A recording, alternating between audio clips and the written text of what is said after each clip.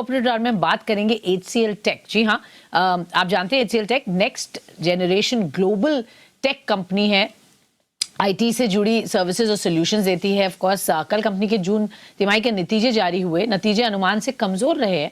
मुनाफा 9% घटकर करीब 3300 करोड़ पर आया है, वहीं आय 4% बढ़कर 23,500 करोड़ पर आई है। डॉलर आय की बात करें 1% बढ़ी है, 302 करोड़ पर दिखी है इस बार। मार्जिन में ऑफ कोर्स दबाव देखने को मिला है, लेकिन आगे किस तरीके के ट्रिगर्स हैं, आउटलुक क्या होगा, ये जानने की कोशिश करेंगे। कंपनी के CFO प्रतीक अग्रवाल हमारे साथ शो में जुड़ रहे हैं। मिस्टर अग्रवाल, बहुत बहुत स्वागत है आपका। धन्यवाद हमें समय देने के लिए। पहले तो sir, overall dollar revenue growth की बात करें तो स्ट्रीट एस्टिमेट से थोड़ी सी यहाँ पर कमज़ोर दिखी है, 1.1%। स्ट्रीट एस्टिमेट थी 1.6% की। उसकी क्या खास वजह रही सर, और आगे क्या आउटलुक लग रहा है डॉलर रेवेन्यू ग्रोथ को लेकर? सबसे पहले तो हमारा जो सीजनैलिटी है, और वो सीजनैलिटी इस वजह से है क्योंकि हमारे कई सारे कस्टमर्स हैं जिनका प्रोडक्टिविटी पासबैक अप्रैल में होता है। इसलिए हमारा जून क्वार्टर जो है, पहला क्वार्टर जो है, हमेशा थोड़ा सा सीक्वेंशियल बेसिस पे कम नजर आता है। इसीलिए बोलते हैं कि सीजनैलिटी को फैक्टर करते हुए ईयर ऑन ईयर ग्रोथ देखना ही जायज है टिपिकली। और वो अगर आप देखें तो सर्विसेज बिजनेस में हमारा 19% है, इंजीनियरिंग बिजनेस में हमारा 23% के करीब आया है, और ITBS जो हमारा सेगमेंट है सबसे बड़ा, उसमें 18% आया है। तो किसी भी मायने से ये स्लो नहीं बोल सकते। मेरे ख्याल से इंडस्ट्री में it is amongst the top 19% growth on a year basis. बाकी जो हमारा जो मतलब जो सीजनैलिटी है कि पहले 3 क्वार्टर, इससे पहले 3 क्वार्टर हम 5% से भी ज्यादा ग्रोथ था हर क्वार्टर में सर्विसेज बिजनेस में, और इस क्वार्टर में 2.7 है कांस्टेंट करेंसी में। वो बात अलग है कि डॉलर हैज एप्रिशिएटेड, मतलब डॉलर हर करेंसी के मुकाबले एप्रिशिएट किया है इस क्वार्टर में और पहले भी। तो जो 1.1% है वो उसमें 1.6 2.7 से कम इसीलिए है क्योंकि यूरो है, GBP है, बाकी बहुत सारी करेंसीज हैं जहां की जो लोकल करेंसी में हमारा रेवेन्यू 2.7% बढ़ा है, लेकिन डॉलर के एप्रिसिएशन की वजह से वो 1.1 नजर आ रहा है। ऑल राइट, सो क्यों नंबर्स ऐसे दिख रहे हैं ये आपने बताया। ऑफ कोर्स ये एक क्वार्टर है जो नॉर्मली सॉफ्टर होता है, ये हर बार की बात है, बट स्लो नहीं कहेंगे आप जैसा बता रहे हैं, और स्ट्रॉन्ग आगे भी प्रॉस्पेक्ट्स दिख रहे हैं। बट सर, Q1 FY23 में TCV न्यू डील विंस की रही थी अराउंड $205। इससे पहले $226 के करीब होती थी डॉलर करोड़। क्या वजह थी कि हमने यहाँ पर फॉल देखा है, और डील पाइपलाइन की बात करें तो अगले 2 क्वार्टर्स तक कैसी दिख रही है सर? तो देखिए, पिछले 4 क्वार्टर अगर हम देखें तो हमारा 2.2 बिलियन डॉलर्स, 200 से 220 करोड़ डॉलर्स के डील विंस आए हैं। ऑन अ ईयर बेसिस पिछले जून क्वार्टर के मुकाबले 23% की बढ़ोतरी है, 23.5% बल्कि। तो मेरे ख्याल से डील विंस बहुत स्ट्रांग है, और हमारी pipeline after booking all these deals, हमारी पाइपलाइन भी बहुत स्ट्रांग है। तो मेरे ख्याल से तो अगले क्वार्टर में मैं आशा करता हूं कि और भी ज्यादा डील विन आने का अनुमान है मेरे हिसाब से। ओके, तो डील विंस और भी आगे आप क्वार्टर में आशा कर रहे हैं कि बढ़ेगी, तो ये एक पॉजिटिव क्यू है ज़रूर सर।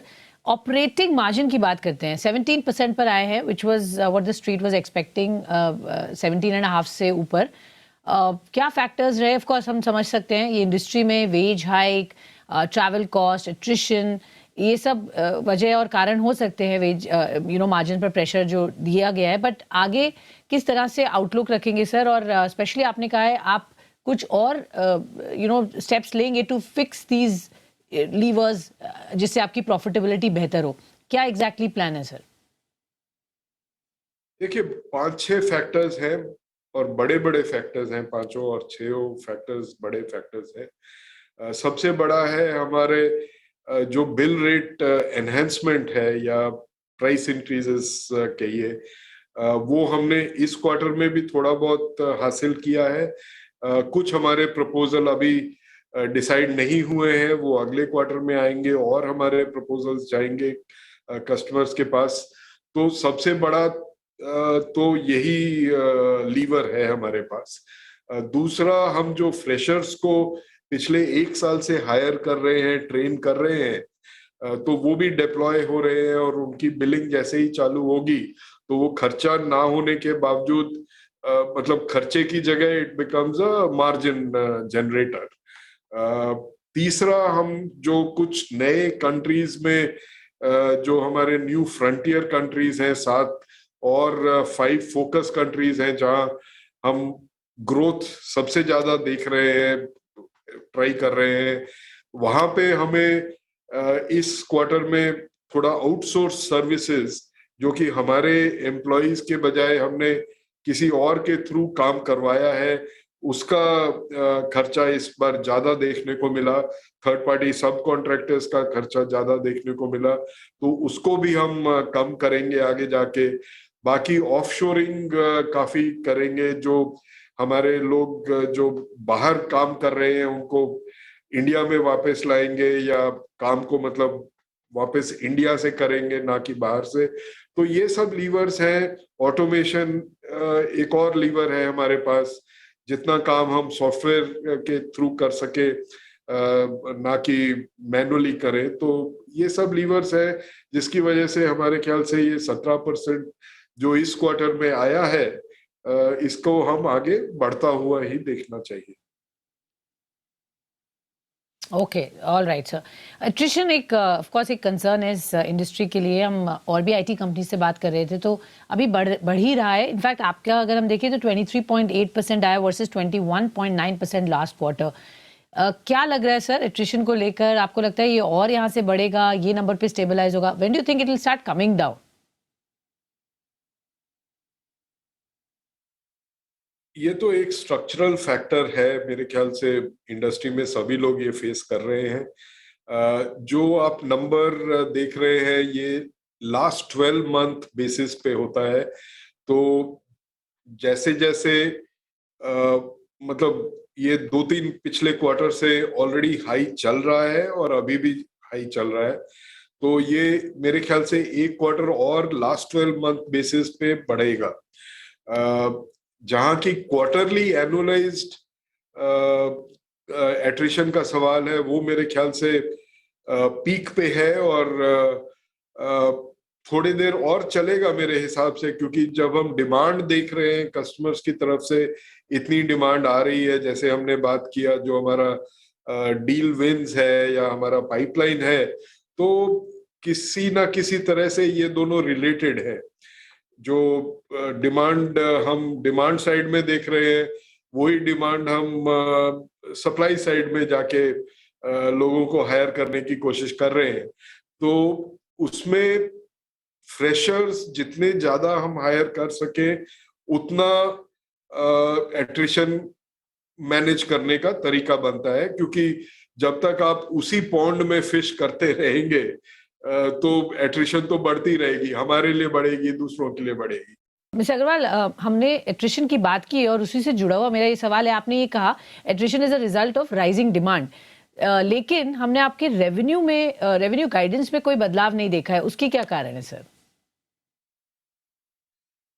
देखिए, हम पहले क्वार्टर के बाद तकरीबन चेंज नहीं करते हैं गाइडेंस, क्योंकि 4 क्वार्टर्स होते हैं, तो एक बार आधा साल खत्म हो जाए तो फिर हम थोड़ा फाइन ट्यूनिंग करने की कोशिश कर सकते हैं। पहले क्वार्टर में, अभी तो 3 महीने पहले गाइडेंस दी थी, तो पहले क्वार्टर में हम टिपिकली चेंज नहीं करते। देखा जाए तो अगर हम 15.6% की ग्रोथ है तो 12 से 14 के मुकाबले तो हम उससे ऊपर ही हैं। बाकी एक क्वार्टर और देख के फिर हम कहाँ पहुंचते हैं उसके हिसाब से फिर आगे का तय करेंगे। ओके मिस्टर अग्रवाल, आपसे एक आखिरी सवाल जानना चाहेंगे। वर्टिकल ग्रोथ की बात कर रहे थे, मैं देख रही हूँ आपके वर्टिकल्स में technology and services 34.2%, telecom, media, publishing, entertainment 29%। यहाँ अच्छे ग्रोथ रेट्स हमें दिखे हैं।